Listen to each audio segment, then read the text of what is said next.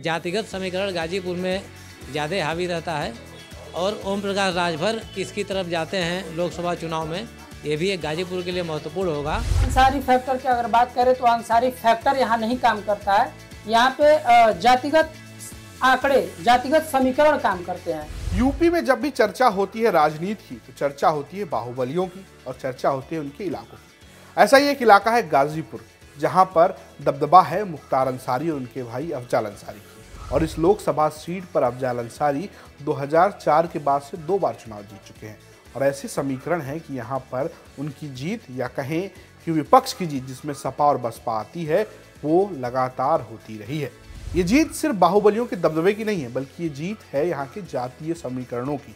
दरअसल यहाँ ऐसे जातीय समीकरण बनते हैं कि बाहुबली साहब जीत जाते हैं, क्योंकि कभी वो MY यानी कि मुस्लिम यादव समीकरण में फिट बैठ जाते हैं, तो कभी MD यानी कि मुस्लिम दलित समीकरण में फिट बैठ जाते हैं। लेकिन जब ध्रुवीकरण होता है तो झटका भी लगता है। तो पहले आपको ये समझाते हैं कि गाजीपुर की लोकसभा सीट के जाति समीकरण क्या कहते हैं। एक अनुमान के मुताबिक गाजीपुर सीट पर सबसे ज्यादा संख्या यादवों की है, जो करीब 4,70,000 है। और इसके बाद संख्या आती है दलित समुदाय की, जो करीब 4,50,000 है। वहीं सवर्णों की संख्या 3,80,000 बताई जाती है, जिसमें राजपूत, ब्राह्मण, भूमियार सबसे अधिक संख्या में है। इसके अलावा मुस्लिमों की संख्या 2 लाख के करीब बताई जाती है। मुस्लिमों के अलावा यहाँ पर कायस्थ समाज के अलावा और साथ ही साथ अन्य पिछड़े लोगों की भी संख्या ठीक ठाक बताई जाती है। लेकिन स्थानीय पत्रकार ये कहते हैं कि पिछले कुछ चुनाव में राजभर ने जैसा यहाँ पर काम किया है, ऐसे में उनकी भूमिका भी बहुत महत्वपूर्ण हो जाती है। गाजीपुर में विधानसभा के जो चुनाव हुए, 7 सीटें समाजवादी पार्टी और सुहेलदेव भारतीय समाज पार्टी ने जीती, क्योंकि ओम प्रकाश राजभर और समाजवादी पार्टी का गठबंधन था। इस बार वो गठबंधन नहीं है, फिर भी जातिगत समीकरण गाजीपुर में ज़्यादा हावी रहता है और ओम प्रकाश राजभर किसकी तरफ जाते हैं लोकसभा चुनाव में, ये भी एक गाजीपुर के लिए महत्वपूर्ण होगा। विधानसभा के चुनाव में भले ही राजभर का सिक्का चला हो, भले ही समाजवादी पार्टी ने इस पूरी सीट को सूफड़े की तरह साफ कर दिया हो, लेकिन असली लड़ाई लोकसभा में यहाँ पर होती है 2 शख्स के बीच। एक नाम है मनोज सिन्हा और दूसरा नाम है अफजाल अंसारी।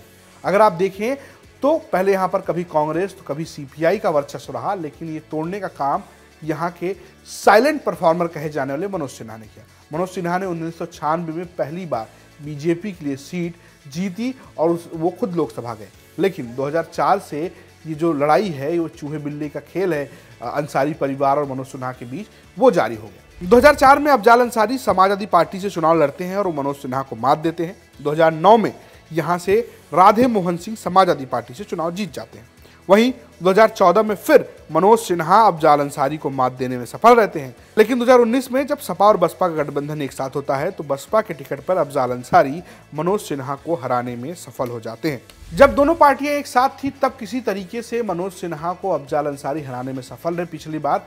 लेकिन इस बार मनोज सिन्हा मैदान में नहीं है, वो अब जम्मू कश्मीर के उपराज्यपाल हो गए हैं और सपा बसपा भी एक साथ नहीं है। ऐसे में स्थानीय पत्रकार कहते हैं कि इस बार जो मामला है वो फंस चुका है, कोई भी किधर भी खेल कर सकता है। इस बार का समीकरण बदलेगा, क्योंकि अगर सपा, बसपा और भाजपा तीनों अलग अलग चुनाव लड़ते हैं, तो इस बार का समीकरण पिछले चुनाव के सापेक्ष में इस बार अलग होने वाला है।